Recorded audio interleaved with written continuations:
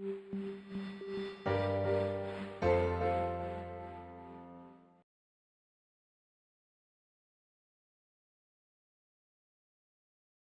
guys, and welcome to day 3 of our strength training program. So today's program is going to be very much focused on upper body. Okay, we're going to start off with a few supersets. The first thing that we have is our Pike Pushup. So I love bringing back exercises because the only way we're going to get better is if we do them again, right? So Anthony's going to start in his downward dog position, hips up to the sky, back legs extended.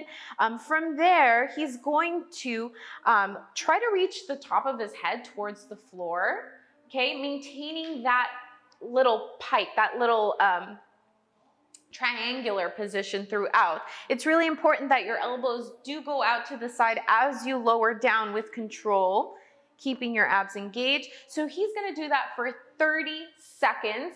And then right after that, going into your superset for a isometric bicep curl. So for that, you guys can use a stretching strap like this, or you can use like a towel or something. So what you're going to do is you're going to step on your rope or your strap, and you're going to hold your elbows by your side. Okay, from there, you're going to try to curl it up. So this is creating as much tension as possible, but you're not even moving. You're just basically holding it there, working really hard to pull it up. You can feel his biceps are contracting like crazy. So you guys will definitely feel this one. Really important, you guys, that even though you are working your arms, you are bracing your midsection as well. Okay, so you're going to do that for 30 seconds. Going back into your pike for 4 sets. Oh, 4 sets. That was 4. 4 sets, okay? Next thing that we have, you guys, is our walkout plank. So for this, you're going to start in a plank position, okay? You're going to walk your hands out as far as you can to where you feel the most tension in your abs, but you're still maintaining your balance. This is gonna force your abs to work like crazy because you don't wanna fall over. So you're gonna walk out as far as you can and then walk back in for 30 seconds. If you wanna make it a little bit more challenging, you can bring your feet together. Good, and then walk out from there. Yep, that's hard. If you need to regress it, you could do the same thing from your knees. So Anthony's going to go from his knees, still bracing your core no matter what. This does allow you to go a little bit further out, so you could, you know, alternate between the two as well. See what you enjoy the most. Yeah. Right after that, you're going to go into a reverse fly. So this is working more so on the anterior muscles of the shoulder, or posterior muscles of the shoulder, sorry. So you're going to take hold of some sort of weight, something that gives you resistance. You're going to hinge forward from the hips at about 45 degrees. And then from there, you're going to raise your weight up, keeping your arm in a slightly bent position, not quite straight and not quite fully bent. So right in between, you want to feel the muscles in your shoulder working, and also the muscles between your scapulas working as well.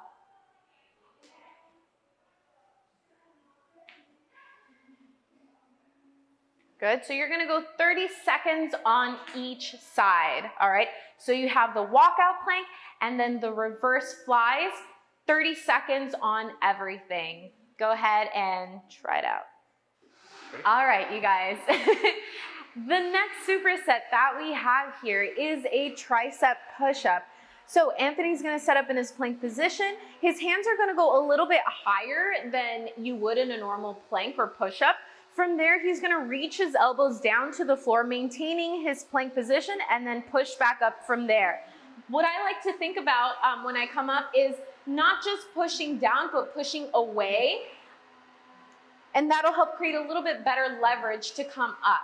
Okay, so you're gonna do that for 30 seconds. This really, really focuses on your tricep extending. That is the function of the tricep, right? Extension. So whenever you extend, you're gonna feel a lot of tension there.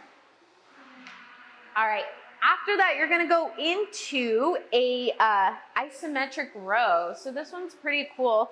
You're gonna use your strap or towel, whatever you have. You're gonna hinge from the hips, as you can see, knees slightly bent so you can get a good flat back. From there, you're gonna pull your strap or towel as hard as you can, focusing on engaging the mid-back muscles, okay? Hold for 30 seconds. You're definitely gonna feel not only your mid-back, but your biceps as well. And then rest. We're gonna switch between that exercise and the tricep push-ups for 4 rounds. Try it out. Last thing that we have, you guys, is our conditioning portion. So we are doing what's called the 21s, and this is like an old school bodybuilding technique that creates a little bit more time under tension by working within different ranges of the joint / creating tension in the muscles, right? So we are going to do 7 reps of 3 different kinds of push-ups. The first one, you're gonna come down to 90 degrees and then all the way down and then back up at 90. So you go down 90 for 7 reps. Right after that, no rest. You're gonna start at 90 and then push all the way up. 90, push all the way up. 90, push up all the way up. So you're getting less rest time by going all the way down and going the way up. Then after that, you go full range for 7, all the way down, all the way up for 7 reps. Okay, so you're gonna go 7, 7, 7 for 2 rounds. That is not easy, but that's what we like, right? Try it out, you guys. See if you get that nice little pump going on in your arms and tell us what you think. What's going on, guys? Coach Juarez here, Coach Anthony here. I'm hoping you guys are enjoying the workouts so far. I just wanted to run a few notes by you. You might have noticed that on this strength and hypertrophy block, we have a less variety of exercises. It's not necessarily because we're running out of ideas, because I promise you we're not.